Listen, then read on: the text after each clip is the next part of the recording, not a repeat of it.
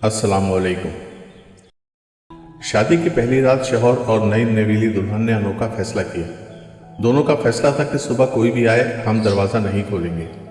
जब सुबह हुई तो सबसे पहले शौहर के वालिदैन ने दरवाजे पर दस्तक दी। दोनों ने एक दूसरे की तरफ देखा और फैसले के मुताबिक दोनों में से कोई भी दरवाज़ा खोलने के लिए नहीं उठा। चंद मिनट बाद दरवाजे पर दूसरी दस्तक हुई। इस मर्तबा होने वाली दस्तक शौहर की बहन की थी, मगर शौहर ने दिल पर जबर करते हुए उसे भी नज़रअंदाज कर दिया। और भी कई लोगों ने दस्तक दी मगर दरवाज़ा ना खुला। आखिर एक दस्तक हुई और आवाज़ आई, दरवाज़ा खोलो।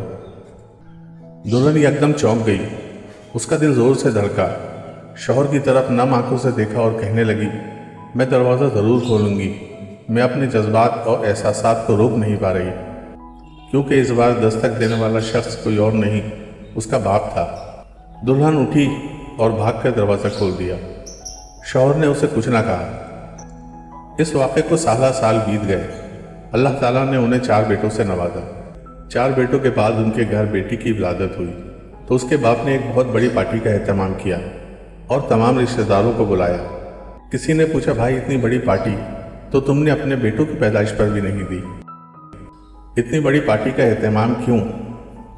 तब उसने सालों पुराना किस्सा दोहराकर कहा, अब दुनिया में वो आई है जो मेरे लिए दरवाज़ा खोलेगी। बेटियां रहमत खुदा बनती हैं, बेटियां अल्लाह की बड़ी नेमतें हैं, बाप के लिए सुकून, चाहत और खुशी का ज़रिया। इनकी पहली मोहब्बत इनका बाप होता है।